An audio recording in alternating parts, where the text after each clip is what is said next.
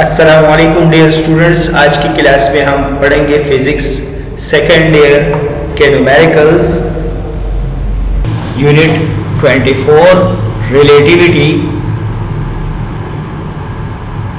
इस चैप्टर के हम आज पढ़ेंगे self assessment questions, solve numerical and CRQs according to new book and new paper pattern के मुताबिक। तो सेल्फ असेसमेंट क्वेश्चन में जो सबसे पहला क्वेश्चन है वो आपके पास है, if a rectangular box is moving with speed of, speed आपको दी गई है, स्पीड आपको दी गई है 0.9 times the speed of light, will it shrink to a smaller one in all direction. आपसे ये आपको ये एक्सप्लेन करना है कि क्या ये बॉक्स ऑल डायरेक्शन में श्रिंक होगा if this object is moving with high speed such as comparable with the speed of light. यानी ये ऑब्जेक्ट बहुत हाई स्पीड से जा रहा है compare with speed of light. हमें ये बताना है कि will it shrink to smaller in all direction, क्या ये ऑल डायरेक्शन में श्रिंक होगा, डिस्कस। अब इसका आंसर आपने ऐसे बताना है, when an object moves at a relativistic speed close to the speed of light denoted as c,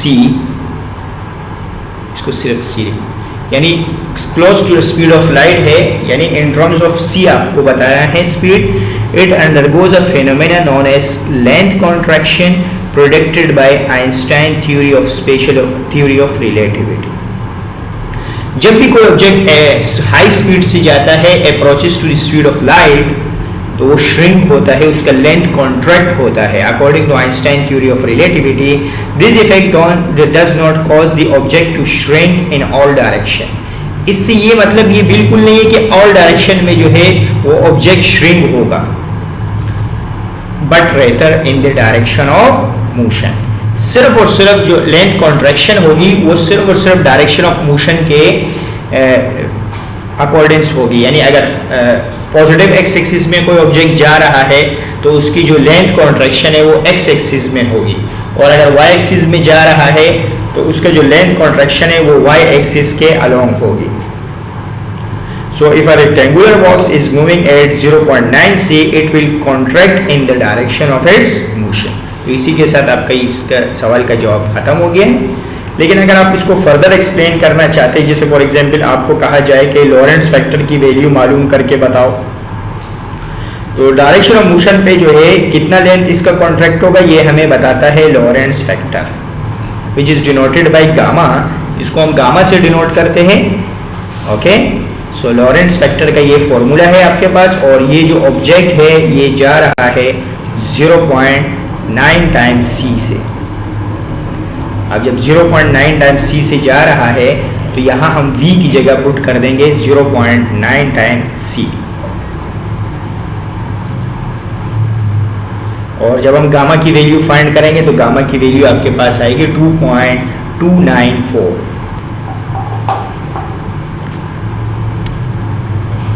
This means that the length of the box in the direction of motion, इसका मतलब ये है कि जो लेंथ ऑफ द बॉक्स होगी वो सिर्फ और सिर्फ चेंज होगी along the direction of motion and which is approximately equal to gamma, यानी जो approximately इसके इक्वल होगा 1 minus we square upon C square के। तो इसलिए क्योंकि यहाँ हमने 1 अपॉन में लगाया तो जो लेंथ कॉन्ट्रैक्ट होगी वो 1 अपॉन टाइम्स 2.294 कॉन्ट्रैक्ट होगी। ये हमें लॉरेंट्ज फैक्टर बताता है।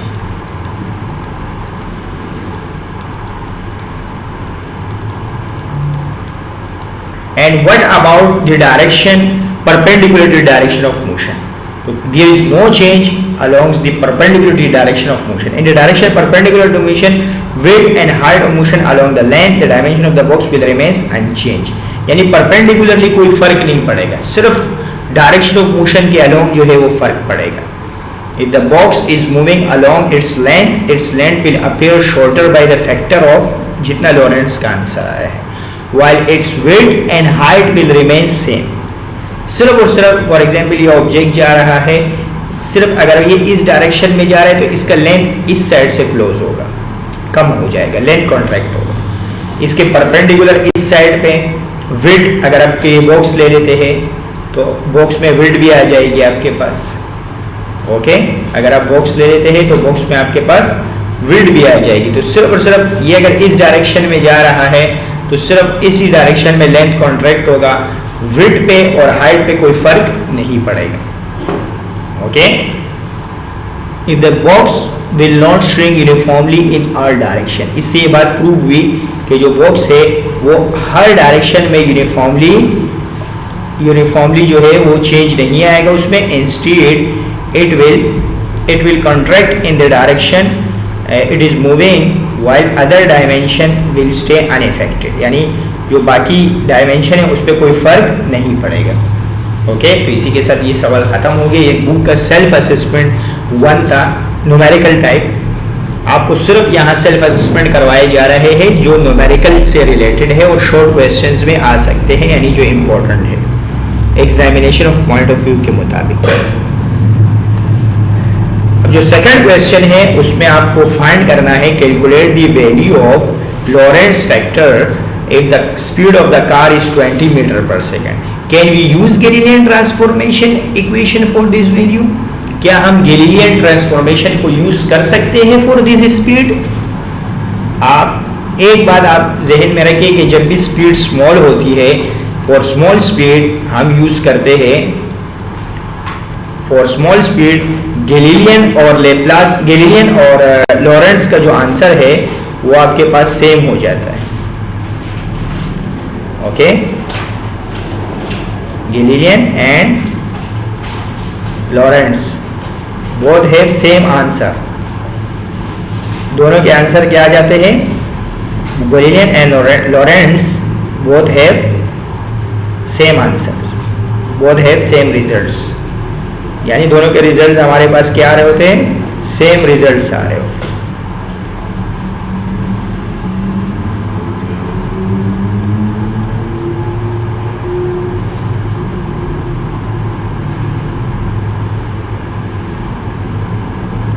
जबकि for high speed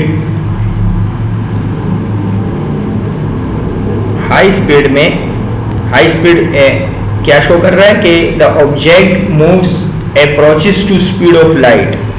high speed means approaches to speed of light, यानी कोई ऑब्जेक्ट अगर स्पीड ऑफ लाइट के अप्रोच पे जा रहा है, हाई स्पीड से जा रहा है, approaches to speed of light है, इस केस में आपके पास जो है वो गैलीलियन फेल हो जाता है, ओनली लॉरेंस ट्रांसफॉर्मेशन यूज होती है। जो गैलीलियन है उसके आंसर गलत आ रहे होते फॉर हाई स्पीड में, तो we use only Lorentz transformation. Okay, तो यही क्वेश्चन इसी से मुताबिक है कि ये स्पीड आपको दी गई है और आपको कहा जा रहा है कि will Galilean transformation equation for this value, तो यस, क्योंकि यहाँ लॉरेंस भी सही से चलेगा और गैलीलियन भी, क्योंकि स्पीड जो है वो बहुत ज़्यादा कम है, यानी 20 मीटर पर सेकंड है। अगर आप लाइट के स्पीड के मुकाबले में देखें, लाइट की स्पीड तो आपको पता है 3 एक्सपोनेंट 8 मीटर पर सेकंड। अगर आप लाइट के स्पीड के कंटेक्स्ट से देखें तो ये स्पीड जो है ये बहुत ज़्यादा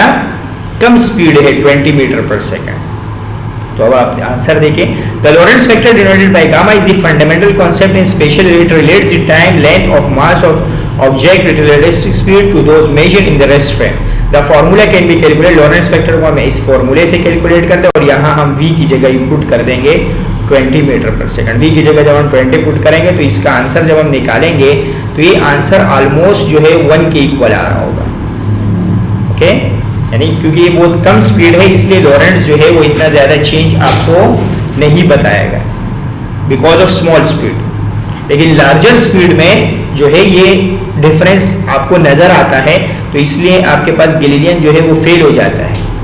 ओके, फॉर हाई स्पीड जो है गैलीलियन आपके पास क्या हो जाता है? फेल हो जाता है, ओनली लॉरेंस वर्क करता है। उसकी वजह ये है कि जब हम हाई स्पीड से जाते हैं तो ये गामा की वैल्यू बहुत ज़्यादा आ रही होती है, 1 से बड़ी आ रही होती है या 1 से कम आ रही होगी, तो इस केस में ये सिग्निफिकेंट इफेक्ट दिखाएगा।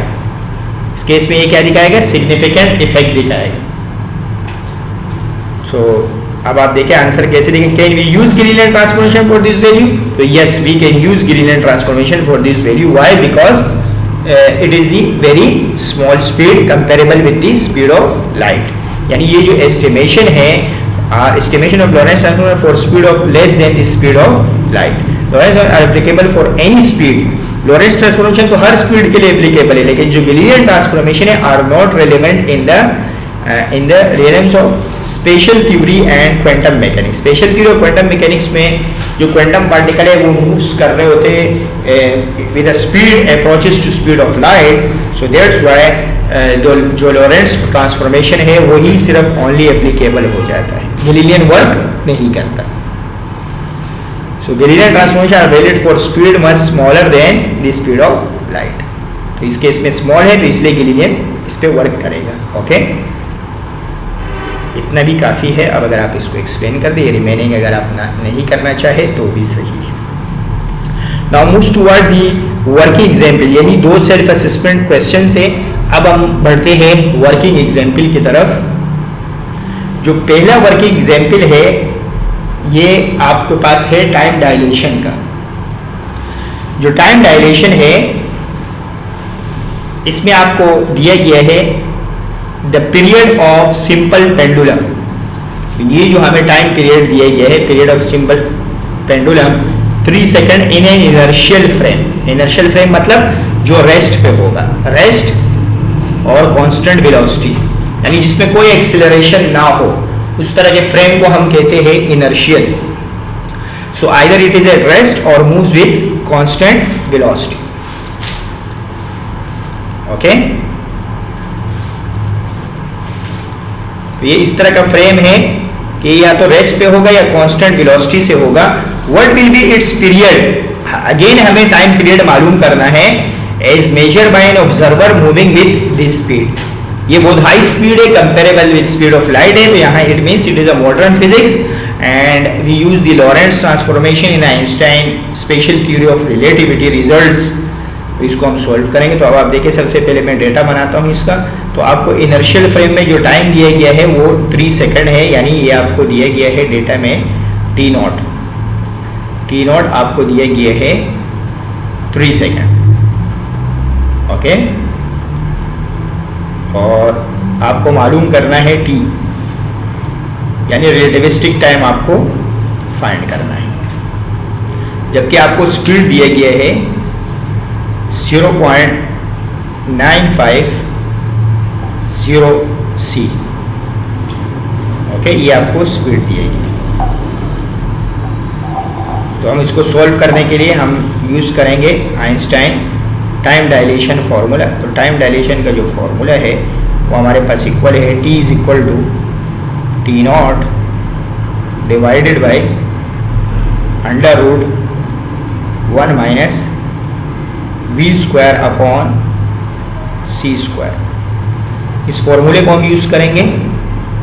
अब यहाँ सारी वैल्यू सब्स्टिट्यूट करके हम t फाइंड कर लेंगे।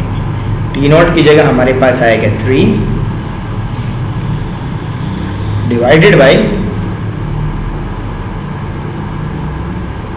ये जो वैल्यू है v की जगह हमारे पास आ जाएगा, v की जगह आपके पास आएगा 0.950 c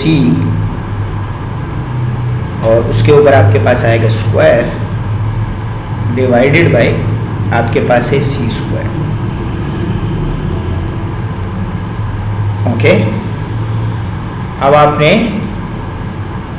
यहाँ आपने एक काम ये करना है कि यहाँ आपने ये स्क्वायर आपने जो डिनोमिनेटर है उसमें आपने स्क्वायर को अलग अलग देना है। ओके, अब आपने नीचे स्क्वायर अलग अलग देना है। तो आपके पास हो जाएगा t equal to 3 divide by square root 1 minus 0.950 square आपने अलग अलग दे दिया और c स्क्वायर और डिवाइड हुए भी c स्क्वायर आपने अलग दे दिया। अब आप देखेंगे कि c स्क्वायर से c स्क्वायर क्या हो जाएगा, कैंसिल आउट हो जाएगा। तो रिमेनिंग टर्म जो आपके पास रह जाएंगे, अगर आप उसको कैलकुलेटर से सॉल्व कर ले यानी रिमेनिंग टाइम की वैल्यूज़ को आप कैलकुलेटर से सॉल्व करें तो आपके पास आंसर आएगा। अगर रिमेनिंग टर्म्स को आप इस पूरे इक्वेशन को आप कैलकुलेटर में रखें 0.950 स्क्वायर, अगर आप इसको कैलकुलेटर में रखें तो आपके पास आंसर आएगा, टाइम का जो आंसर है वो आपके पास आ जाएगा 9.61 सेकेंड। ओके, तो आप देख रहे हैं कि पहले टाइम था 3 सेकेंड, जबकि जब वो हाई स्पीड से जा रहा है तो टाइम में डायलेशन हो रही है, यानी टाइम में सिग्निफिकेंट चेंज आ रहा है। जो रेस्ट फ्रेम वाला है उसके लिहाज से जो टाइम है वो बहुत ज़्यादा पास हुआ है। Okay, for an observer relative to an observer frame of reference. Okay, so now moves toward the second working example. Example number 2 में आप देखें, इसके सबसे starship is measure to be 125 meter long. एक आपको स्टारशिप दिया गया है जो 125 मीटर लॉन्ग है। तो ये आपको रेस्ट पे लेंथ दी गई है, यानी एल नॉट आपको दिया गया है 125 मीटर। ओके, तो ये आपको 125 मीटर जो है रेस्ट पे लेंथ है, is at rest with respect to an observer is the starship is now moves with an observer। तो अब आपके पास स्पीड दी गई है जो comparable with speed of light है 0.99 c। What length will be observer measure for the starship? अब आपको find करना है कि क्या लेंथ जो है वो ऑब्जर्व करेगा, यानी L आपको फाइंड करना है। तो we use the length contraction formula from Einstein special theory of relativity. Einstein special theory of relativity के मुताबिक हम यूज करेंगे अभी लेंथ कॉन्ट्रैक्शन फॉर्मूला। ओके,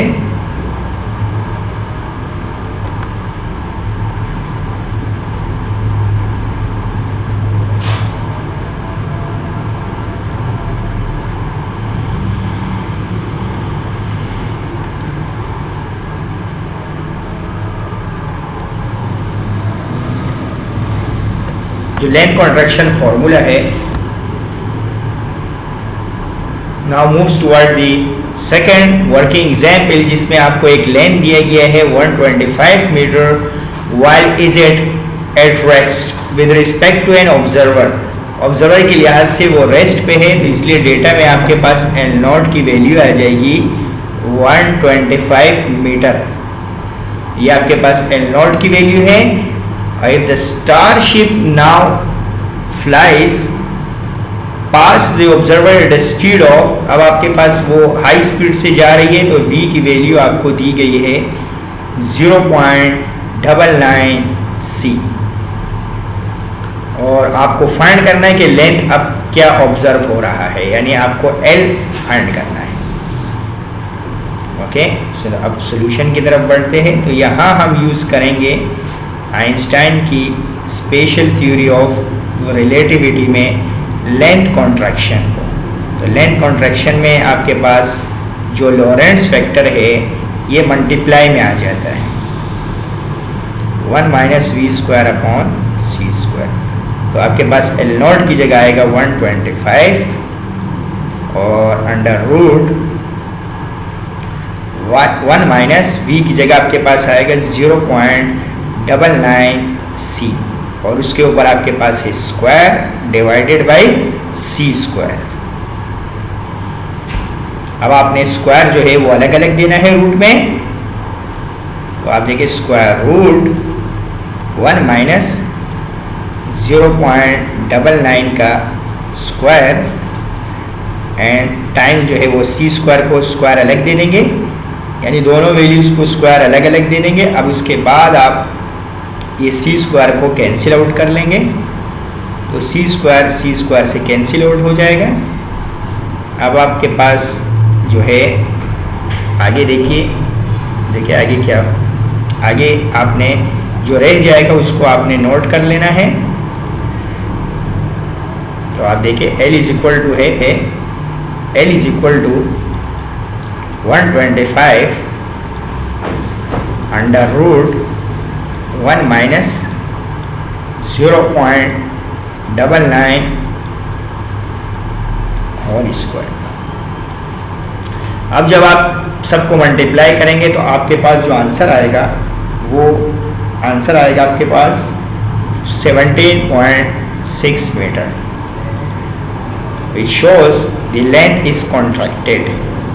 ये शो कर रहा है क्योंकि एक्चुअल लेंथ 125 थी और अब 17.6 हो गई। It means length, there is length contraction. Okay, so now moves toward the next working example. Third working example में आपके पास है एट व्हाट स्पीड, आपको स्पीड फाइंड करना है। Will the object relativistic mass twice its rest mass. हमें speed find करना है, डेटा में हमें स्पीड फाइंड करना है, जबकि हमें दिया गया है कि जो उसका मास है, रिलेटिविस्टिक मास मीन्स मूविंग जो मास है वो बराबर है ट्वाइस टाइम्स इट्स रेस्ट मास। ट्वाइस जो है वो रेस्ट मास के है। क्योंकि यहाँ हमें मास दिया गया है तो सॉल्यूशन में हम आइंस्टाइन का मास वेरिएशन का फॉर्मूला यूज़ करेंगे। तो according to Einstein theory of relativity, m is equal to m naught divided by square root 1 minus we square upon C square. अब हम इसमें यूज़ करेंगे m की जगह हम यूज़ करेंगे 2m नॉट, जो हमें क्वेश्चन में दिए गए हैं। m नॉट अपने जगह पे आ जाएगा डिवाइडेड बाय, ये लॉरेंट्ज फैक्टर भी अपनी जगह पे आ जाएगा 1 minus we square upon C square. Next step में हम यहाँ से m नॉट से m नॉट कैंसिल आउट कर लेंगे। तो आप यहाँ से देखिए, जैसे ये नेक्स्ट स्टेप है, m नॉट से m नॉट जो है वो कैंसिल आउट हो जाएगा। ये जो पूरा फैक्टर है ये डिवाइड से मल्टीप्लाई में आ जाएगा। ओके,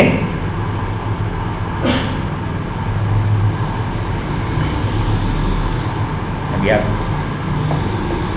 ये पूरा फैक्टर डिवाइड से मल्टीप्लाई में आने के बाद, क्योंकि हमें स्पीड चाहिए, तो जो स्पीड है वो उसको निकालने के लिए हम स्क्वायरिंग ऑन बोथ साइड लगाएंगे। Okay, equal to m naught से जब m नॉट कैंसिल हुआ तो यहाँ 1 रह गया। अब यहाँ जो रूट है, जो v हमें फाइंड करना है वो रूट के अंदर है, तो उसको निकालने के लिए हम स्क्वायरिंग ऑन बोथ साइड ले लेंगे। ओके, जब स्क्वायरिंग ऑन बोथ साइड लेंगे तो इस पूरे वैल्यू के ऊपर स्क्वायर आ जाएगा।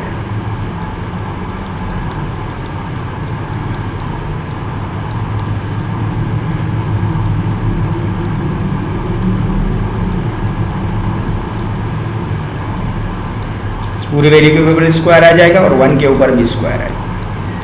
1 का स्क्वायर तो आपके पास 1 है और 2 का स्क्वायर जो है ये आपके पास 4 हो जाएगा और स्क्वायर से ये रूट कैंसिल आउट हो जाएगा। जो रिमेनिंग आपके पास रहेगा वो रहेगा 1 minus we square upon C square, और 1 का स्क्वायर आपके पास 1 है। उसके बाद ये 4 मल्टीप्लाई से डिवाइड में ले जाएंगे तो आपके पास रह जाएगा 1 minus we square upon C square equal to 1 upon 4। Okay, अब हम एक काम ये करेंगे कि वी स्क्वायर अपॉन सी स्क्वायर को दूसरे साइड पे ले जाएंगे और 1 अपॉन 4 को लेफ्ट हैंड साइड पे ले आएंगे। तो आपके पास ऐसा कुछ हो जाएगा 1 minus 1 upon 4 equal to v square upon C square. ये जो वी स्क्वायर अपॉन सी स्क्वायर यहाँ माइनस में है, इक्वल के दूसरी तरफ जाके प्लस में हो जाएगा, जबकि 1 अपॉन 4 प्लस से माइनस में आ जाएगा। इसके नीचे कुछ नहीं है तो 1 है। अब आप एलसीएम ले, 4 1 4 माइनस 1 यानी 3 अपॉन 4 1 4। लेकिन अगर आपको आपकी कैलकुलेशन वीक है, फॉर एग्जांपल अगर आप मेडिकल के स्टूडेंट हैं तो थोड़े से कैलकुलेशन में वीक होते हैं, तो आप इसको कैलकुलेटर से भी सॉल्व कर सकते हैं। ओके, तो आपके पास जो है ये हो जाएगा वी स्क्वायर अपॉन सी स्क्वायर, जबकि लेफ्ट हैंड साइड में आपके पास आ जाएगा 3 अपॉन 4। अब ये सी स्क्वायर डिवाइड से मल्टीप्लाई में चले जाएगा 3 अपॉन 4 सी स्क्वायर। अब यहाँ हमें v चाहिए, तो v को कैंसिल करने के लिए taking square root on both side हम क्या कर लेंगे, स्क्वायर रूट लगा लेंगे। Both side.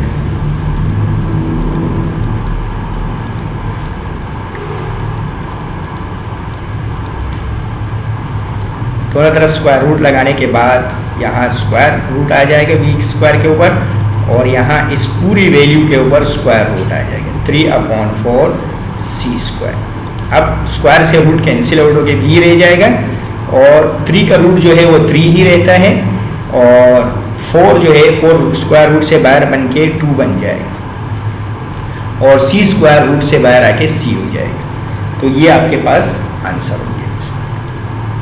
आप चाहे तो आंसर इस तरह दिखाएं, आप इस तरह आंसर भी दिखा सकते हैं कि आप स्पीड ऑफ लाइट की वैल्यू पुट करके इसको सॉल्व करके भी आंसर दिखा सकते हैं। जैसे √3/2 multiply by speed of light की वैल्यू होती है 3 मल्टीप्लाई बाय 10⁸। इस वैल्यू को रख के सॉल्व करके आप भी फाइंड कर सकते हैं।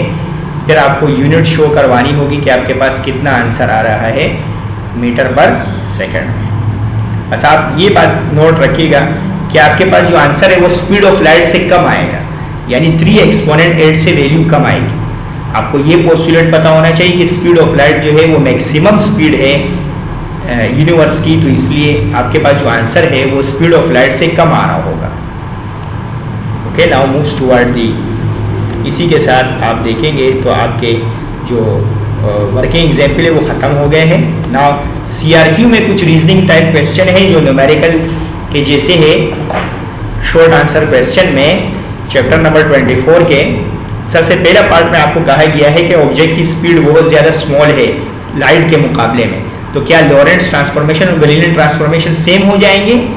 तो ये हमने लास्ट न्यूमेरिकल में हमने डिस्कस किया कि जो स्मॉलर स्पीड होती है उसमें गैलीलियन ट्रांसफॉर्मेशन भी वर्क करता है, जबकि लॉरेंट्ज ट्रांसफॉर्मेशन भी वर्क करता है। जबकि जब स्पीड ज़्यादा हो जाती है relative to speed of light हो जाती है तो सिर्फ और सिर्फ लॉरेंट्ज ट्रांसफॉर्मेशन वर्क करता है, गैलीलियन वर्क नहीं करता फॉर लार्जर स्पीड।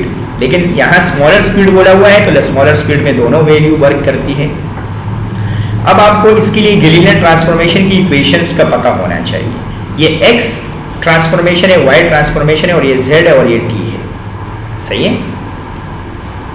जो गैलीलियन ट्रांसफॉर्मेशन है उसमें जब x एक्सिस चेंज होता है तो x माइनस vt हो जाता है।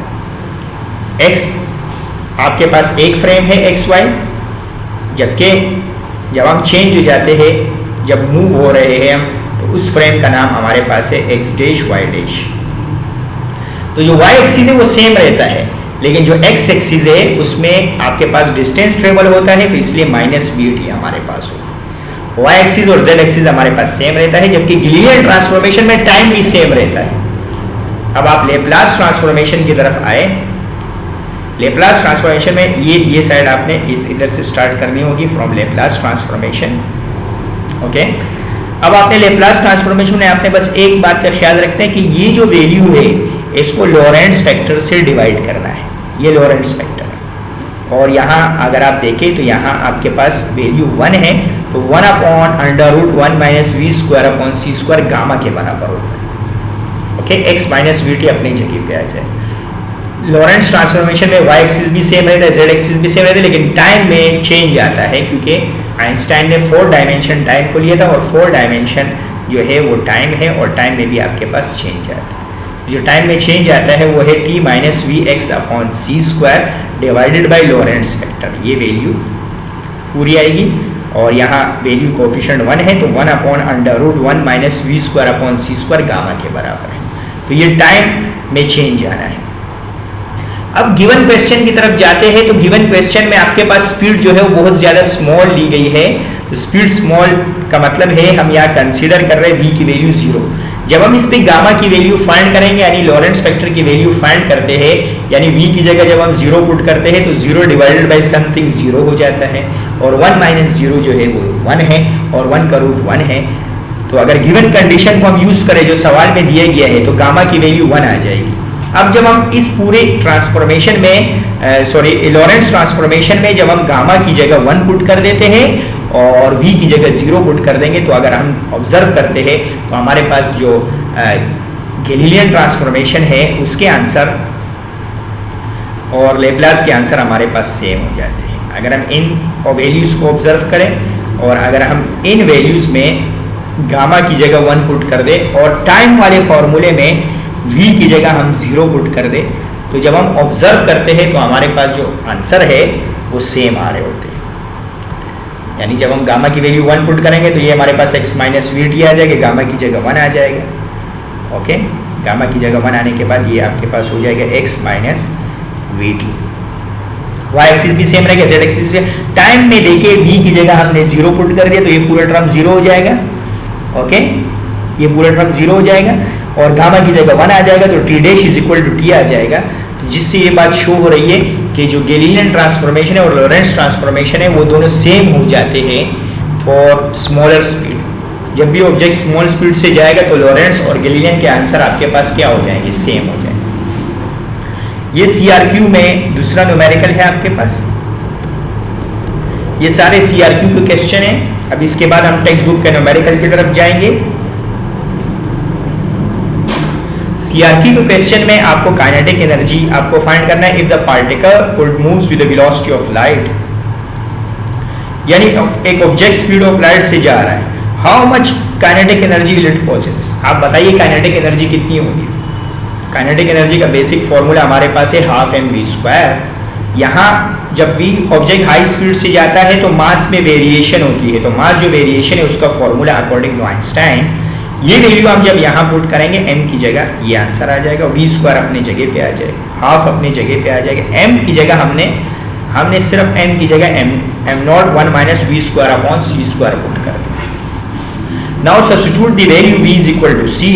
जब आप इसके अंदर लॉरेंट्ज वेक्टर में v की जगह c पुट कर देंगे तो हम ऑब्जर्व करेंगे कि c² से c² कैंसिल हो जाएगा, 1 माइनस 1 0 हो जाते हैं, 0 का रूट 0 है और कोई भी चीज 0 से डिवाइड होती है उसको मैथमेटिक्स में इन्फिनिटी कहते हैं। आप जब इसको कैलकुलेटर से सॉल्व करेंगे तो आपके पास मैथ एरर आएगा, विच इम्प्लाइज दैट कि जो उसका काइनेटिक एनर्जी है वो इन्फिनिटी हो गई है। काइनेटिक एनर्जी इन्फिनिटी हो जाती है for an object moving with the speed of light. Okay, तो ये आपके पास इसका आंसर है। Okay, so for this reason it is impossible for any matter to travel faster than the speed of light. यही आइंस्टाइन का theory of relativity का postulate था कि स्पीड ऑफ लाइट जो है वो आपके पास मैक्सिमम स्पीड है, उससे कोई हाई एक्सीड नहीं हो सकता, क्योंकि कोई भी ऑब्जेक्ट जब स्पीड ऑफ लाइट से ट्रेवल करता है उसकी काइनेटिक एनर्जी इन्फिनिटी हो जाती है। ये आपके पास CRQ का सवाल है। बुक के जो CRQ है उसमें आपको लॉरेंट्ज वेक्टर फाइंड करना है if the object moving at the speed of light. आपको लॉरेंट्ज वेक्टर फाइंड करने के लिए ये फॉर्मूला है आपके पास लॉरेंट्ज वेक्टर का। बस आपने सिर्फ v की जगह c पुट कर देना है, c² से c² कैंसिल आउट हो जाएगा, 1 आ जाएगा, जो गामा की वैल्यू 1 आ जाएगी। इसी के साथ आपके जो बुक के CRQs है उसमें जितने भी न्यूमेरिकल्स थे वो आपको करवा दिए गए, जिसके पेपर में चांसेस है कि वो आए। Okay, so now moves toward the textbook numericals। Text book numerical का जो सबसे पहला सवाल है उसमें आपको एक रॉड दिया गया है जिसकी लेंथ है 1 metre, while it's moving with a speed of 0.6 c, calculates its length appeared to an observer on earth moving with the rod itself।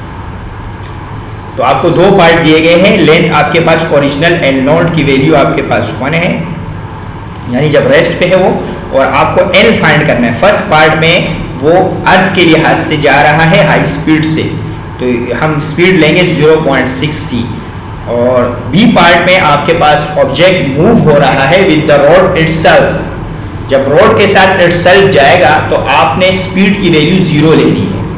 क्यों 0 लेनी है?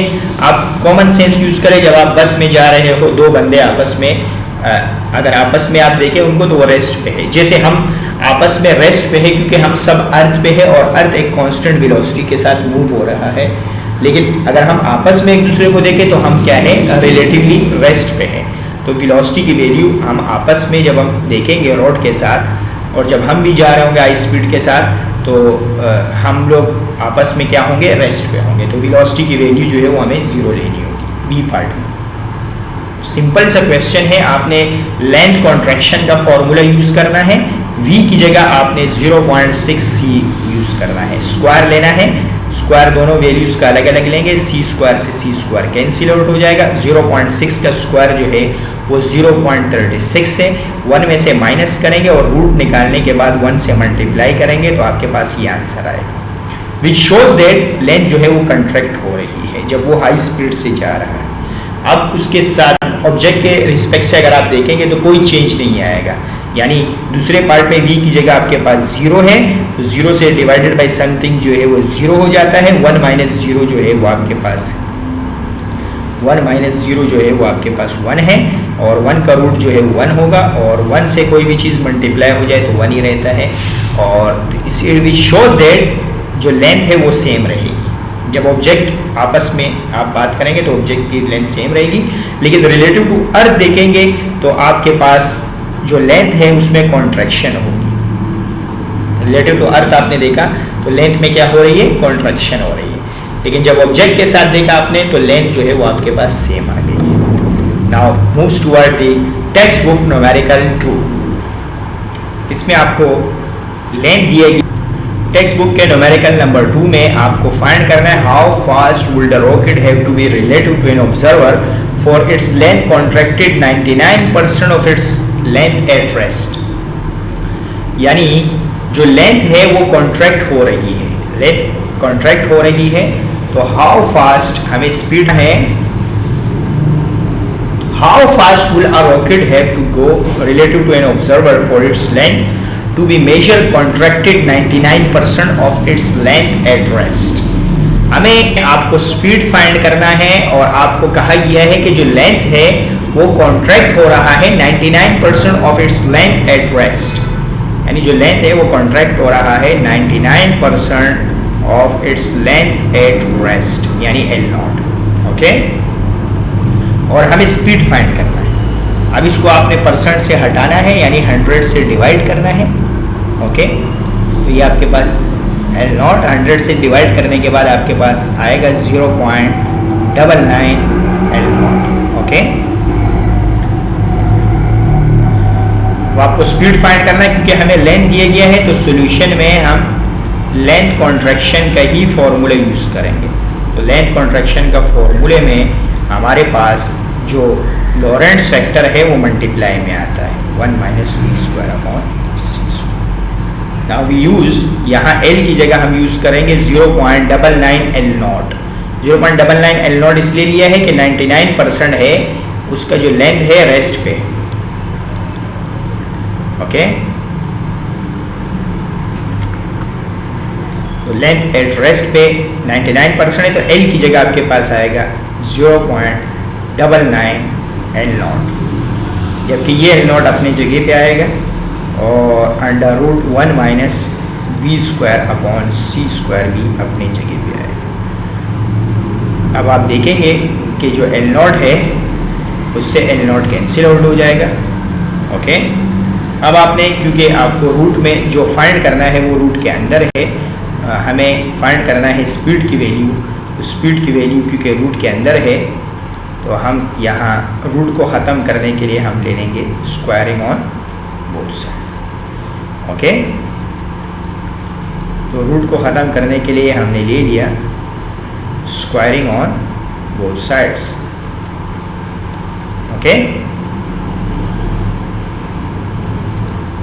स्क्वायरिंग ऑन बोथ साइड्स हम ले लेंगे तो ये आपके पास आएगा 0.99 का square equal to under root 1 minus we square upon C square का भी होल स्क्वायर है।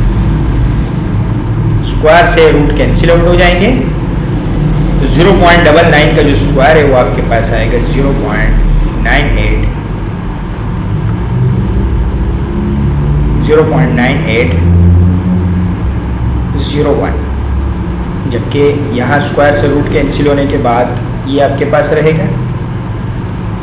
अब नेक्स्ट स्टेप में आपने इस पूरी वैल्यू को माइनस से प्लस में लेके आ जाए,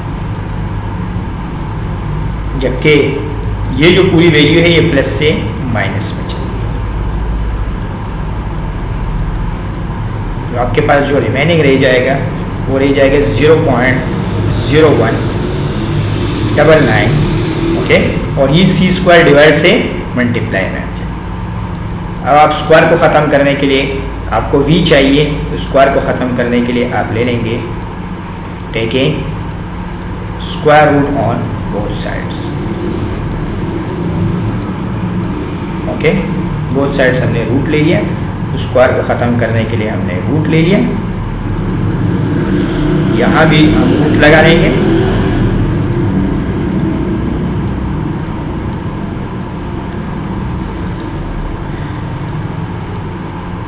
अब यहाँ स्क्वायर से रूट कैंसिल आउट हो जाएंगे और रिमेनिंग जो आपके पास रहेगा वो आपके पास रह जाएगा v इज इक्वल टू आपके पास रह जाएगा 0.14 c। 0.14 c। आप चाहे तो आप आंसर ऐसे भी निकाल सकते, और अगर आप चाहे तो आप c की जगह वैल्यू पुट करके दोनों आंसर भी शो कर सकते हैं। इससे ये होगा कि पेपर में आपके पास किसी भी बात पे आपके नंबर नहीं कटेंगे, इसलिए आप दोनों आंसर शो कर दिया करें। इससे मल्टीप्लाई करने के बाद आपके पास आंसर आएगा, ये बुक में आंसर दिया हुआ था 42.32 एक्सपोनेंट 6, जो अप्रॉक्सीमेटली आपके पास इक्वल आएगा जो गिवन आंसर दिया हुआ है। गिवन आंसर के इक्वल आ जाएगा मीटर पर सेकंड। स्पीड की वैल्यू यूनिट है आपके पास मीटर पर सेकंड। ओके, अच्छा, इस जो सॉल्व है इनका जो स्लाइड है, ये जो स्लाइड पे सॉल्व करवा रहा हूँ, इसका PDF आप वीडियो के डिस्क्रिप्शंस में दिए गए लिंक में से डाउनलोड कर सकते हैं। इसके अलावा चैनल को भी सब्सक्राइब करें फॉर मोर वीडियोस। इंशाल्लाह सेकंड ईयर के सारे न्यूमेरिकल्स की वीडियोस आपको आइडियल कॉलेजिएट के ऑफिशियल पेज पे आपको मिलेगी। बहुत जल्द जो बाकी न्यूमेरिकल्स है वो भी अपलोड कर दिए जाएंगे। इसके अलावा हमारी कोशिश यही होगी कि और भी बहुत सारे मटेरियल्स आपको पेपर से पहले मिल जाए। क्वेश्चन नंबर 3 में देखिए, इसका डेटा बनेगा। डेटा में आपके पास जो टाइम दिया गया है, life time, proper life time, proper बोले या रेस्ट पे बोले या रिलेटिविस्टिक बोले, तो वो आपके पास होती है T0 के इक्वल। प्रॉपर टाइम बोले, रिलेटिविस्टिक टाइम बोले या फिर टाइम एट रेस्ट बोले, तो आपके पास T0 है 1 माइक्रो सेकंड। माइक्रो को हटाने के लिए आप एक्सपोनेंट 6 लगाएंगे, एक्सपोनेंट -6,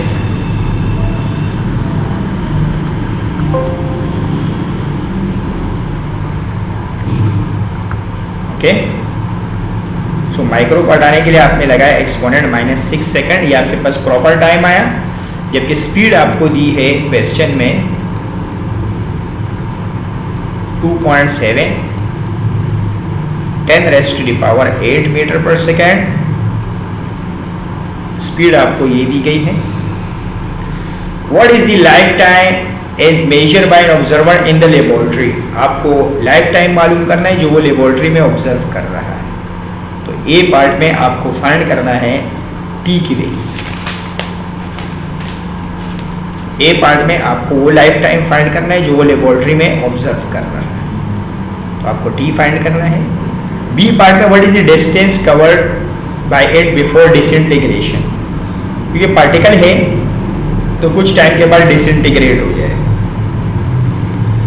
तो आपको फाइंड करना है what will be the distance travel it before disintegration. हमें डिस्टेंस फाइंड करना है जब वो डिसइंटीग्रेट हो रहा है। अब आप इसको सॉल्व करने के लिए सॉल्यूशन में आप टाइम डायलेशन का फॉर्मूला यूज़ करेंगे, क्योंकि आपको टाइम दिया गया है। तो सबसे पहले आप ए पार्ट के सॉल्व में आप यूज़ करेंगे टाइम डायलेशन फॉर्मूला।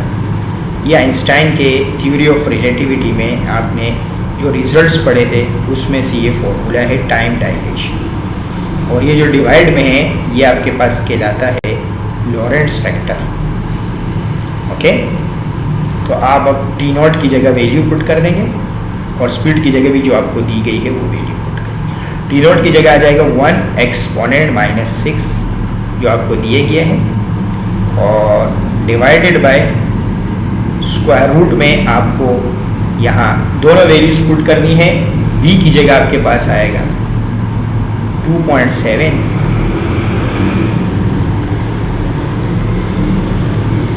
10⁻⁸ का square divided by c square. तो जो सी स्क्वायर है वो तो आपको पता है स्पीड ऑफ लाइट है और उसका क्या है स्क्वायर है। After substituting the values substitute करने के बाद आपके पास जो okay after substituting the value A part का जो आंसर है वो आपके पास आएगा, डिनोमिनेटर का जो आंसर है वो आपके पास आएगा 2.3 एक्सपोनेंट -6। तो ये ए पार्ट आपके पास सोल्व हो गया। ओके, अब आप बी पार्ट में देखिए आपको डिस्टेंस फाइंड करना है, तो we use the basic formula of distance s is equal to v t. Okay, s is equal to v t में आपको s फाइंड करना है और v की जगह आपको वैल्यू दी गई है 2.7 एक्सपोनेंट 8। तो v की जगह आपके पास आएगा 2.7 एक्सपोनेंट 8। v की जगह जो आपको क्वेश्चन में वैल्यू दी गई है वो आप सब्स्टिट्यूट करेंगे 2.7 एक्सपोनेंट 8। जबकि टाइम की जगह वैल्यू पुट करेंगे जो आपके पास आंसर आया 2.3 एक्सपोनेंट -6। ओके, वैल्यू सब्स्टिट्यूट करने के बाद मल्टीप्लाई करने के बाद आपके पास डिस्टेंस का जो आंसर है वो आएगा 620 मीटर। ओके, तो इसी के साथ ये न्यूमेरिकल आपका ख़त्म हो गया है। अब हम अगले न्यूमेरिकल की तरफ बढ़ेंगे। Move toward the 4 text book numerical. अब हम 4 टेक्स्ट बुक न्यूमेरिकल की तरफ बढ़ रहे हैं। 4 टेक्स्ट बुक न्यूमेरिकल में आपको स्पीड फाइंड करना है किसी भी पार्टिकल का। तो इसके डेटा में आपको फाइंड करना है स्पीड फाइंड करना है। ओके, पार्टिकल का is the mass equal to 3 times its rest mass. जो मास है वो आपके पास इक्वल है 3 टाइम्स रेस्ट मास के। ये बिल्कुल सेम टू सेम एग्जाम्पल की तरह है।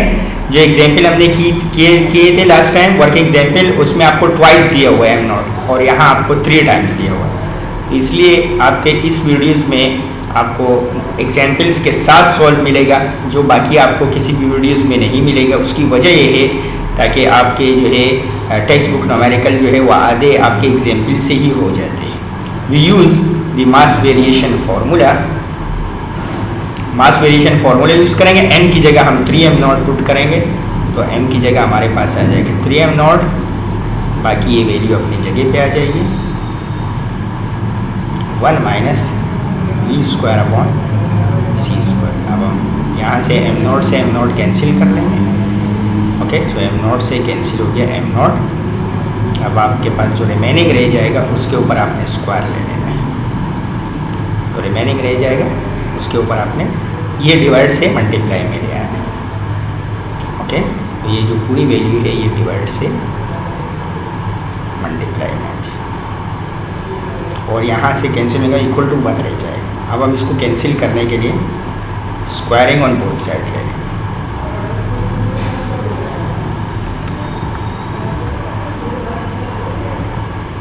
हम स्क्वायरिंग ऑन बोथ साइड ले लेंगे।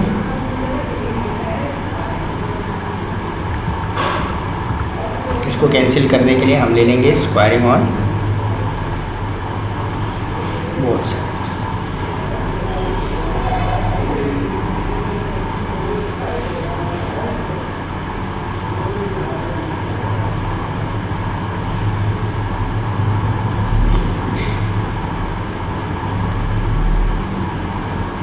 Three under root 1 minus we square upon C square के ऊपर हम स्क्वायर लगा दें और 1 का स्क्वायर आपके पास 1 ही होता है। 3 का स्क्वायर आपके पास 9 हो जाएगा और स्क्वायर से रूट कैंसिल होने के बाद 1 minus we square upon C square equal to 1 का स्क्वायर आपके पास 1 है। ये 9 मल्टीप्लाई से डिवाइड में चले जाएगा। 9 मल्टीप्लाई से डिवाइड में जाने के बाद आपके पास हो जाएगा 1/9। ये पूरा माइनस से प्लस में चले जाएगा, जबकि 1/9 प्लस से आपके पास माइनस में आएगा। ओके, इक्वल टू हो जाएगा v स्क्वायर अपॉन सी स्क्वायर। इसका आप एलसीएम लेंगे, 9 1 × 9 -1 विच इज इक्वल टू 8/9, और इधर आपके पास है v²/c²। नेक्स्ट स्टेप में आप देखेंगे कि ये जो c² है ये डिवाइड से मल्टीप्लाई में चला जाएगा, तो v² इक्वल टू आ जाएगा 8/9 c²। स्क्वायर को ख़त्म करने के लिए हम taking root on both side ले लेंगे। Okay, root on both sides,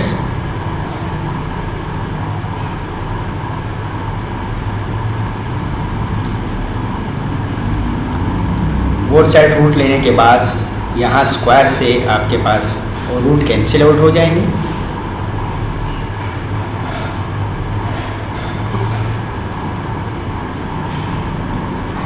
जो 8 है स्क्वायर से रूट कैंसिल होकर b आ जाएगा, जबकि 8 का जो रूट है वो आपके पास इक्वल होता है 2√2 के, जबकि 9 का रूट आपके पास होता है 3 के इक्वल, और c² रूट से बाहर आके आपके पास बन जाएगा c। तो ये आपके पास आंसर हो गया। 8 का रूट 2√2 के बराबर है, इधर मैं आपको प्रूफ करके बता देता हूँ। जब 8 का आप एलसीएम लेंगे तो 2 × 4 आ जाएगा, और 2 × 4 एंड 2 × 1 तो आपके पास 2 पेयर बन के बाहर आ जाएंगे, एक रूट से बाहर और एक रूट के अंदर रह जाएगा। इसलिए 8 का रूट जो है वो आपके पास होता है 2√2 के। 8 का जो रूट है वो आपके पास है 2√2 के। ओके,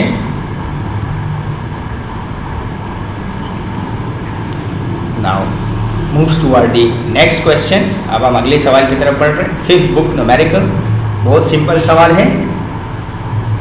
5th बुक न्यूमेरिकल में आपको इसके डेटा में आपको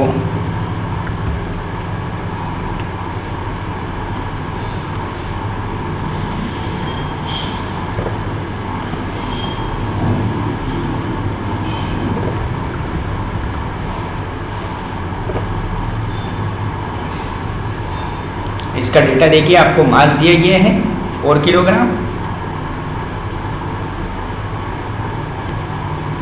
और इस substance is converted into fully energy, how much energy is produce, आपको एनर्जी फाइंड करनी। ओके, तो सॉल्व करेंगे, सॉल्यूशन लेंगे।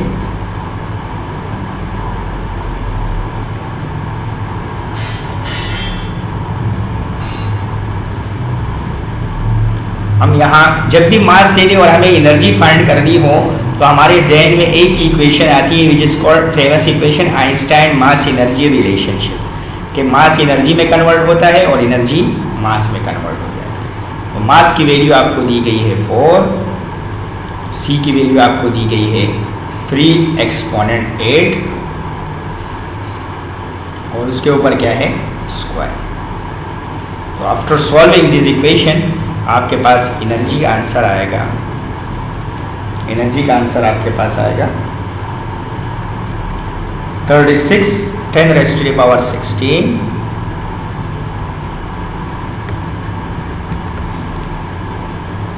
आफ्टर सॉल्व करने के बाद with the help of calculator आपके पास आंसर आएगा 36 10⁻16। और अगर आप उसको पॉइंट से इधर लेके आ जाएंगे पॉइंट, तो आपके पास आंसर हो जाएगा 3.7 10⁻17। ओके, एंड जूल, एनर्जी की यूनिट आपके पास आ गई जूल।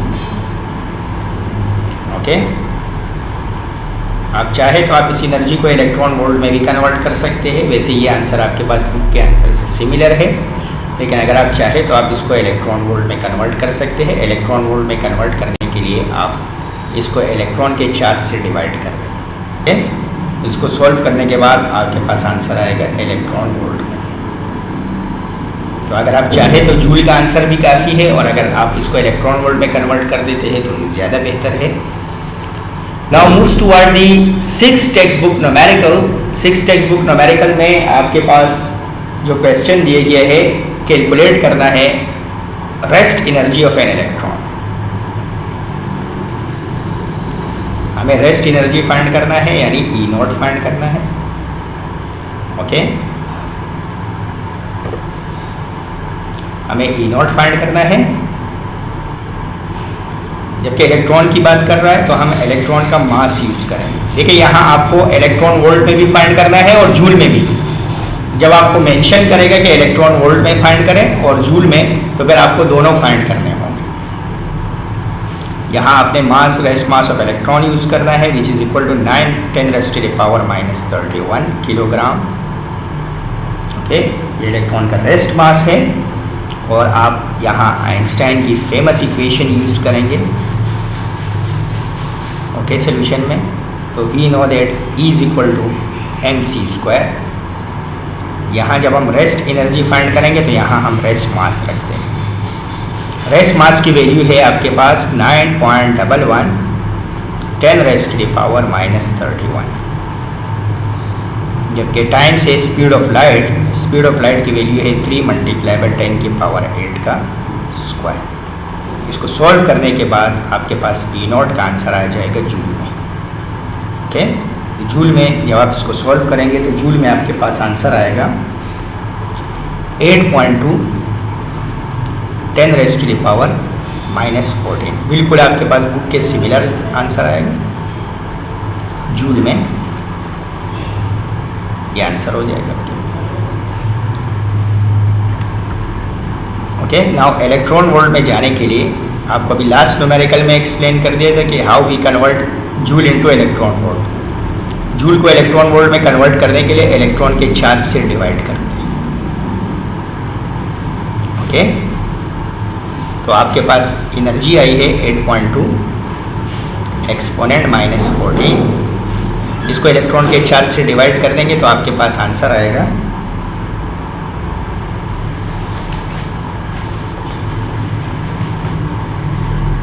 इसको डिवाइड करने के बाद आपके पास जो है वो आंसर आएगा 0.5.2 एक्सपोनेंट 6 इलेक्ट्रॉन। जबकि एक्सपोनेंट 6 जो है ये आपके पास मेगा के इक्वल होता है। एक्सपोनेंट 6 आपके पास इक्वल होगा मेगा के, तो ये आपके पास हो जाएगा मेगा इलेक्ट्रॉन वोल्ट। इसी के साथ ये न्यूमेरिकल आपका अख्तिताम, ये न्यूमेरिकल आपके ये वाला न्यूमेरिकल अख्तिताम को पहुंचा। अब हम पढ़ते हैं 7वें न्यूमेरिकल की तरफ।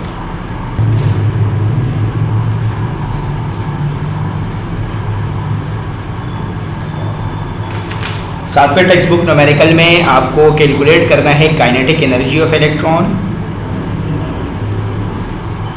ओके,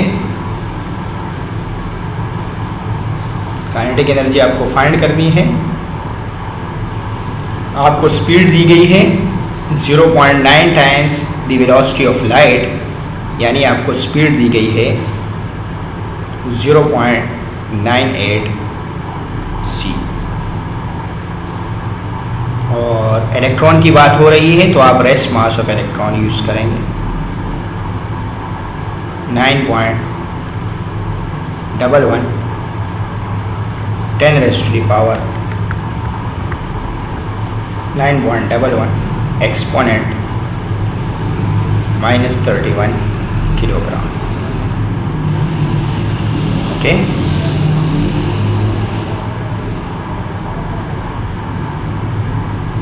बाकी आपको कुछ भी नहीं दिया गया, आपको काइनेटिक एनर्जी फाइंड करनी है। तो आप इसको सॉल्व करेंगे।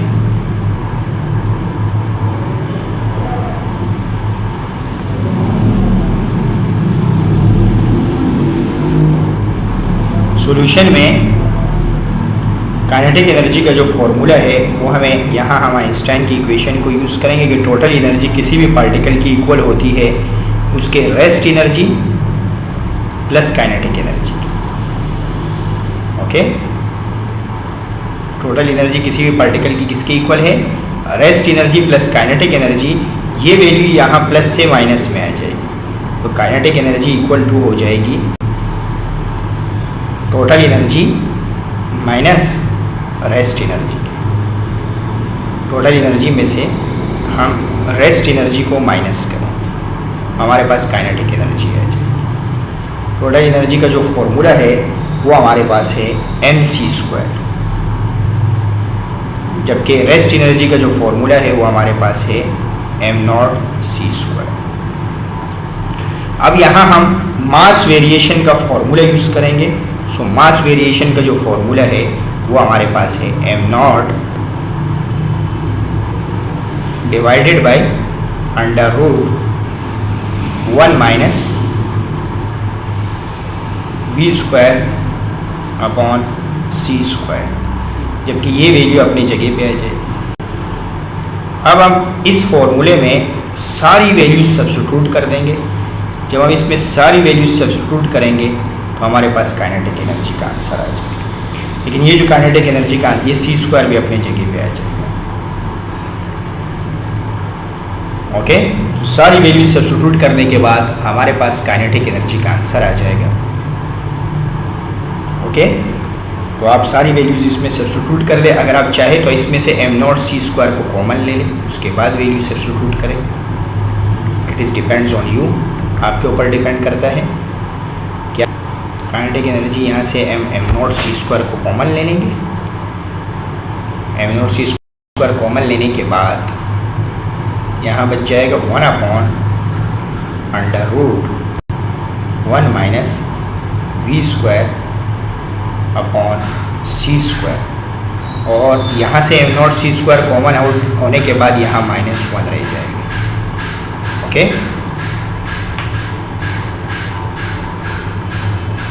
अब हम इसमें सारी वैल्यूज पुट कर लेंगे।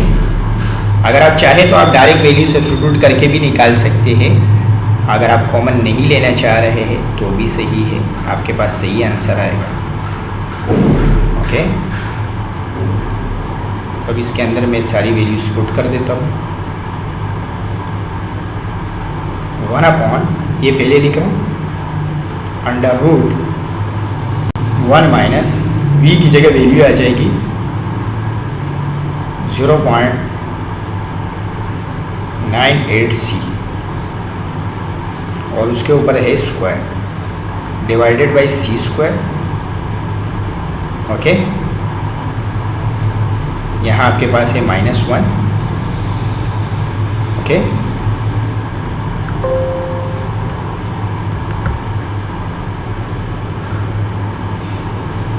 यहाँ आपके पास है -1 और बाहर आपके पास है m naught c square.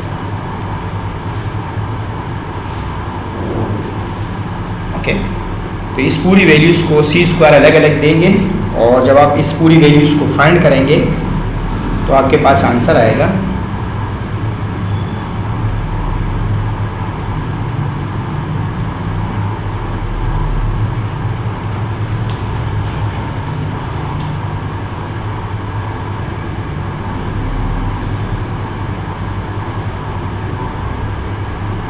Cancel कर दिया।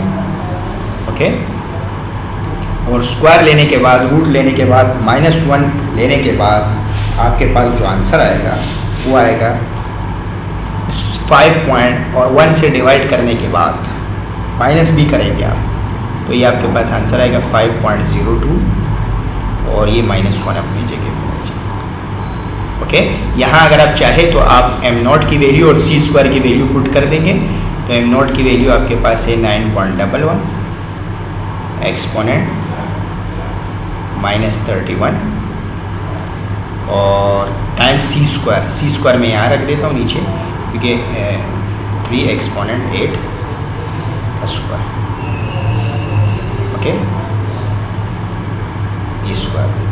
आफ्टर सॉल्विंग दीज वैल्यूज, इस वैल्यू को सॉल्व करने के बाद आपके पास काइनेटिक एनर्जी का जो आंसर है वो टोटल आंसर आपके पास आएगा 3.3 एक्सपोनेंट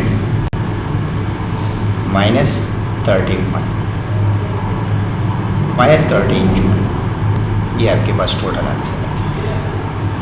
ओके, तो इसी के साथ ये न्यूमेरिकल आपके इख्तिताम को पहुँचा। ओके, तो आप इसको चाहते हैं आप इसी तरीके से सॉल्व करें तो ये जल्दी से सॉल्व हो जाएगा। कुछ स्टूडेंट इसमें हम एम अलग से फाइंड कर लेते हैं, फिर आप इसमें सब्स्टिट्यूट करके फिर फाइंड कर लेते हैं। वो तरीका भी सही है, आपका आंसर सही आएगा, लेकिन ये कि इस तरीके से आपके पास सिंपल वे में हो जाएगा इस सवाल। Now moves toward the 8th text book numerical.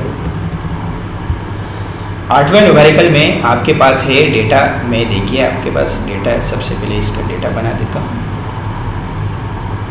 आपको वेलोसिटी फाइंड करनी है। काइनेटिक एनर्जी जो पार्टिकल है वो इक्वल टू हो गई है रेस्ट एनर्जी के। आपको फाइंड करनी है वेलोसिटी, जबकि काइनेटिक एनर्जी आपके पास इक्वल हो गई है रेस्ट एनर्जी के।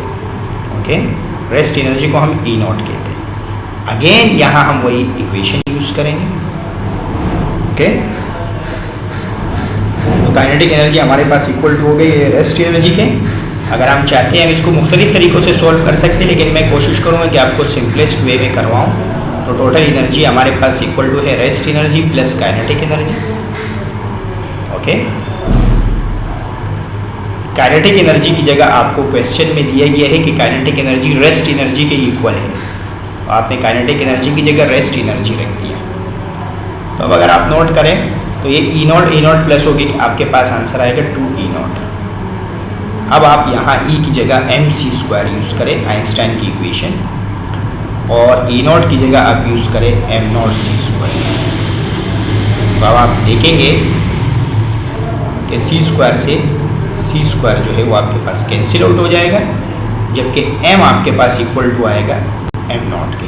ओके, एम आपके पास इक्वल आएगा 2m नॉट के। तो ये अगर आप देखेंगे तो आपके पास एग्जाम्पल की तरह ही बन जाएगा, जो हमने स्टार्टिंग में एग्जाम्पल देखी थी जिसमें हमें m is equal to 2m naught दिया गया था। तो अब इसको फर्दर आपने उसी तरीके से सॉल्व करना है। अब हम यूज़ करेंगे मास वेरिएशन का formula, m is equal to m naught under root 1 minus we square upon C square. इस फॉर्मूले को यूज़ करेंगे और m की जगह हम पुट कर देंगे 2m नॉट। m की जगह हमारे पास आ गया 2m नॉट, ये m नॉट अपने जगह पे आया और हमें v मालूम करना है जो रूट के अंदर है यहाँ। तो अब हम इसको फर्दर उसी तरीके से सिंप्लीफाई करेंगे। m नॉट से m नॉट को कैंसिल कर देंगे, ये पूरा फैक्टर डिवाइड से मल्टीप्लाई में चले जाएगा। इस पूरे फैक्टर को डिवाइड से हम लाएंगे मल्टीप्लाई में। ओके, और इक्वल टू रह जाएगा 1। अब हमें अगेन क्या करना है, स्क्वायरिंग ऑन बोथ साइड्स। जब हम स्क्वायरिंग ऑन बोथ साइड्स लगाएंगे, ओके, तो ये इस तरह का आप कर्ली ब्रैकेट बना दिया करें, स्क्वायर ब्रैकेट। स्क्वायर ब्रैकेट के बाद आप इसमें वैल्यू रख लेंगे।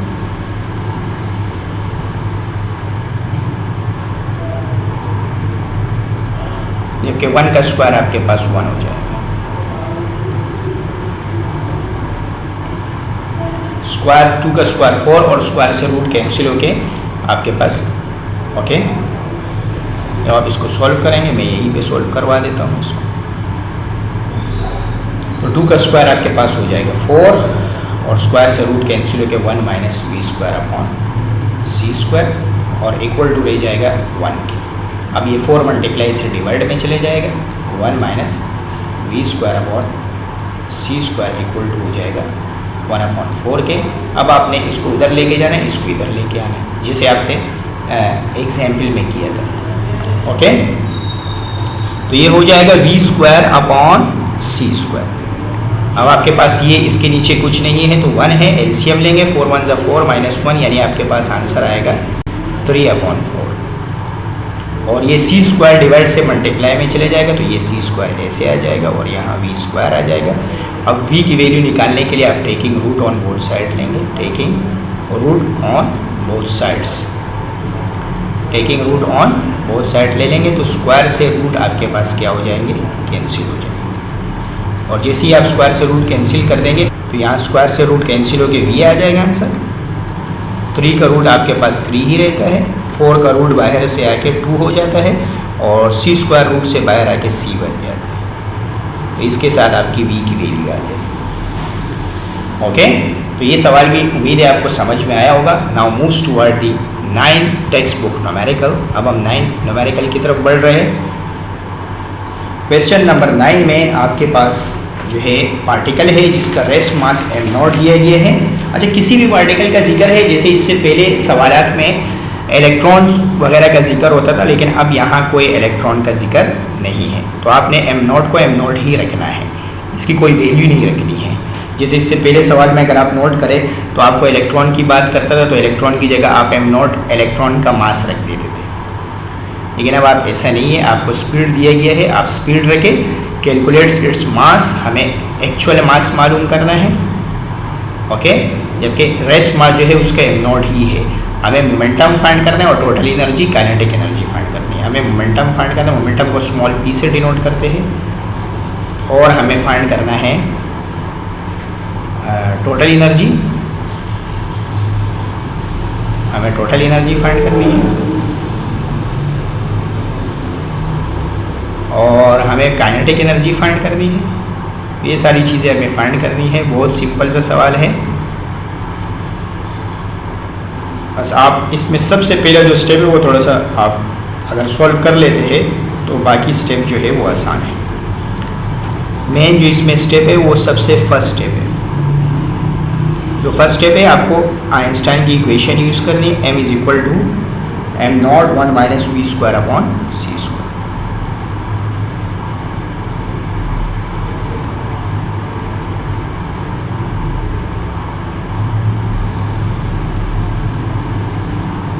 यहाँ आपने v की जगह वैल्यू सब्स्टिट्यूट कर,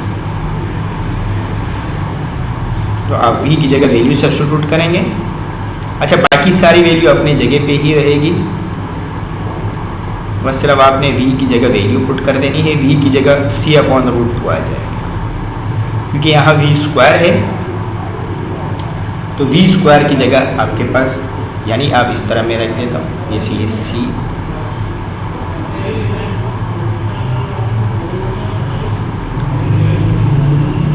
हो जाएगा, डिवाइडेड बाई सी स्क्वायर अपने जगह पे आएगा। मैंने सिर्फ v की जगह जो हमें गिवन वैल्यू थी उसको सब्स्टिट्यूट कर दिया। अब स्क्वायर अलग अलग देंगे, जब स्क्वायर अलग अलग देंगे तो आपके पास ये हो जाएगा एम नॉट, स्क्वायर अलग अलग देंगे तो आपके पास सी स्क्वायर से सी स्क्वायर कैंसिल आउट हो जाएगा, ओके, सी स्क्वायर हो जाएगा, और स्क्वायर से रूट कैंसिल हो के अपॉन 2 हो जाएगा, और डिवाइडेड बाई जो है वो आपके पास सी स्क्वायर। अब एक काम होगा, यहाँ स्क्वायर से सी स्क्वायर जो है वो आपके पास कैंसिल आउट हो जाएगा, ये सी स्क्वायर से सी स्क्वायर कैंसिल आउट हो जाएगा, तो रिमेनिंग जो आपके पास रह जाएगा उसको आपने सोल्व कर दें तो आपके पास आंसर आ जाएगा। जैसे ही मास का आंसर आ जाएगा, बाकी निकालना बहुत सिंपल काम है, ओके। तो यहाँ 1 रह गया, 1 माइनस, यहाँ भी 1 रह गया, 1 माइनस 1 अपॉन। अब इसके नीचे कुछ नहीं है तो 1 है, 2 1 2 माइनस 1 यानी 1 अपॉन 2 बच जाएगा। तो आपके पास यहाँ रूट में एम नॉट, यहाँ आपके पास रूट में 1 अपॉन 2 बच जाएगा। अब 1 का रूट 1 है और 2 का जो रूट है वो आपके पास 2 होगा, तो आपके पास इस तरह की वैल्यू बच जाएगी। एम नॉट 1 का रूट 1 है और रूट 2 रह जाएगा, ये रूट 2 डिवाइड से मल्टीप्लाई में आ जाएगा, तो आपके पास आंसर आएगा फाइनल m का जो आंसर आएगा वो आएगा अंडर रूट 2 एम नॉट। अब जब m नीचे 1 रह गया, नीचे 1 दिखते नहीं है, तो आपके पास ये m का आंसर हो गया। अब जब m का आंसर आ गया तो बाकी निकालने बहुत आसान काम है। जैसे हमें मोमेंटम फाइंड करना है तो मोमेंटम का फॉर्मूला है मास मल्टीप्लाई बाई वेलोसिटी। तो मास की जगह हमारे पास आ गया, मास की जगह हमारे पास आ गया अंडर रूट 2 एम नॉट, मास की जगह हमारे पास आ गया अंडर रूट 2 एम नॉट, जबकि v की जगह हमारे पास आ गया, v की जगह हम इसकी वैल्यू सब्स्टिट्यूट करेंगे c अपॉन रूट 2 जो हमें क्वेश्चन में दी गई है। तो बस आपको एक स्टेप सॉल्व करना है और इसी के साथ आपका आंसर आ जाएगा। लेकिन आपको रूट 2 से रूट 2 को कैंसिल कर देना, रूट 2 से रूट 2 कैंसिल आउट हो जाएगा, ओके।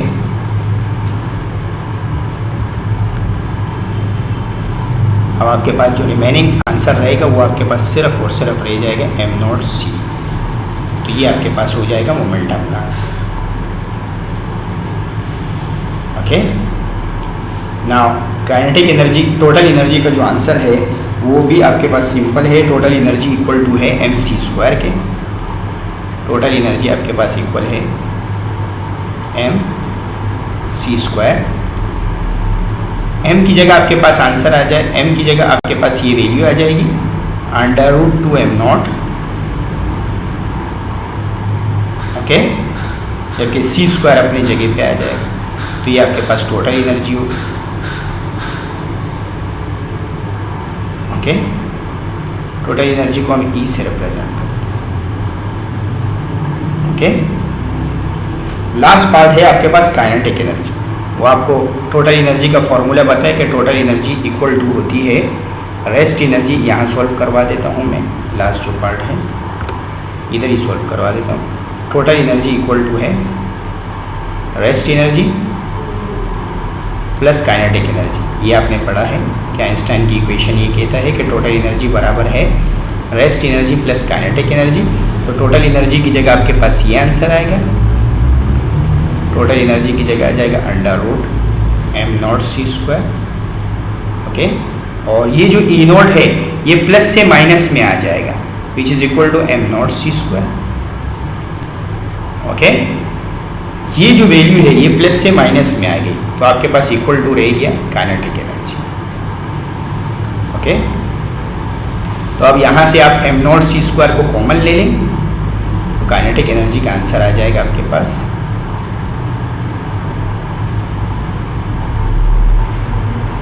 यहाँ से जब आप m0c² को कॉमन ले लेंगे तो आपके पास रह जाएगा √2 - 1। √2 - 1 बेटा, इसी के साथ इसको सॉल्व करने के बाद आपके पास आंसर आएगा 0.41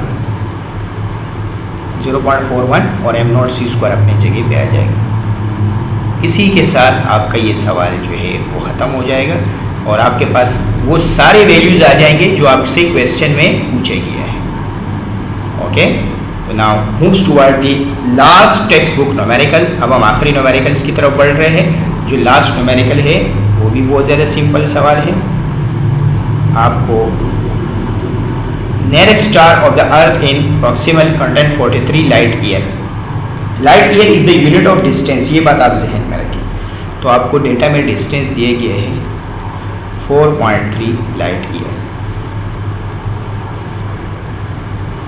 4.3 लाइट ईयर। लाइट ईयर जो है मॉडर्न फिजिक्स में डिस्टेंस की यूनिट होती है। Spaceship contain with velocity speed आपको दी गई है, v की वैल्यू आपको दी गई है 0.8 c। ओके, और आपको फाइंड करना है टुवर्ड्स द अर्थ जा रहा है। आपको फाइंड करना how much time will ellipse on clock measure by travel on the space craft. तो हमें मालूम करना है कि वो स्पेस क्राफ्ट में किस रफ्तार से उसका टाइम मेजर हो रहा है। तो हमें फाइंड करना है t0। हमें t0 फाइंड करना है। और बी पार्ट में हमें how long does the trip take according to the earth observer. और अर्थ ऑब्जर्वर के हिसाब से क्या टाइम है तो वो हमें t फाइंड करना है। अच्छा, सबसे पहले हम यहाँ t ही फाइंड करेंगे। t0 हम डायरेक्टली फाइंड नहीं कर सकते क्योंकि उसके लिए हमारे पास t का होना ज़रूरी है। जब हम इसको सॉल्व करेंगे सबसे पहले हम फाइंड करेंगे t0, t फाइंड करेंगे। t के लिए हम ये फॉर्मूला यूज़ करेंगे s = vt। ओके, तो डिस्टेंस हमें लाइट ईयर में हम रख रहे हैं तो आंसर भी हम लाइट ईयर में ही शो करेंगे। ओके, क्लियर है बात? तो जो डिस्टेंस है उसकी जगह हम पुट करेंगे 4.3 लाइट ईयर। तो ये हो जाएगा 4.3 लाइट ईयर। ये हमारे पास s की जगह आ गया, जबकि v की जगह v यहाँ मल्टीप्लाई हो रहा है, इधर आके क्या हो जाएगा डिवाइड, और v की जगह हम ये वैल्यू पुट करेंगे 0.8 c। अच्छा, ये c से भी c कैंसिल आउट होगा, जैसे ये लाइट है तो ये c से कैंसिल आउट होगा। 4.3 को 0.8 से डिवाइड करेंगे तो हमारे पास टाइम की वैल्यू आ जाएगी। टाइम का जो आंसर आएगा वो हमारे पास आएगा 4.3 को 0.8 से डिवाइड करने के बाद तो हमारे पास आंसर आएगा वो आएगा 5.36 और सिर्फ ईयर्स बच जाएंगे। तो ये हमारे पास टाइम, सिर्फ हमारे पास ईयर्स रह जाएंगे तो ये हमारे पास टाइम का आंसर आएगा। अब t0 फाइंड करने के लिए हम टाइम डायलेशन का फॉर्मूला यूज़ करेंगे। t = t0 1 - v²/c²। तो यहाँ हम ये जो लॉरेंट्ज फैक्टर है ये डिवाइड से मल्टीप्लाई में आ जाएगा। T multiply by Lorentz factor 1 minus we square upon C square equal to T naught. अब आप इसमें वैल्यू सब्स्टिट्यूट कर दें। कैसे वैल्यू सब्स्टिट्यूट करेंगे? टी की जगह आप यूज़ करेंगे जो आपने पहले निकाला है 5.36, ओके। और आपको v की वैल्यू दी गई है, v की वैल्यू आपके पास है 0.8c, तो यहाँ आप 0.8c रखेंगे और उसके ऊपर स्क्वायर है डिवाइडेड बाय c स्क्वायर। अब आपको नेक्स्ट स्टेप में स्क्वायर दोनों को अलग अलग देना है। तो आप जब स्क्वायर अलग अलग देंगे तो आपके पास होगा टी नॉट इक्वल टू 5.36